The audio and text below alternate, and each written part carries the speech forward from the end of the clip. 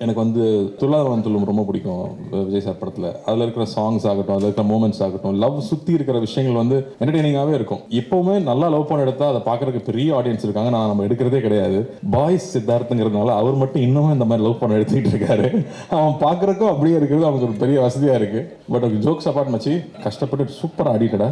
ஆனால் நீ வந்து உள்வரனில் பண்ணுற மாதிரி வந்து இந்த கேமரா பண்ணியிருக்கிற ஜோக்கெல்லாம் ஃப்ரண்ட்லேயே வச்சிடுறீங்க. ரொம்ப நாளுக்கு அப்புறம் ஆடினா பசங்க வந்து இந்த செல்ஃப் மார்க்கரை ரொம்ப என்ஜாய் பண்ணுறாங்க. ஐ திங்க் அது வந்து கர்ணா டெலிவரி வேறு சொல்லவே வேண்டாம். பட் அதை தாண்டி ட்ரெய்லராக ரொம்ப நாளாக இருந்துச்சு. ஜிபானோடைய சாங் சூப்பராக இருந்துச்சுங்க. ரொம்ப என்ஜாய் பண்ணி பார்த்தேன் நான். தினேஷ் மாஸ்டர் கொரியோகிராஃபி ரொம்ப நல்லா இருந்துச்சு.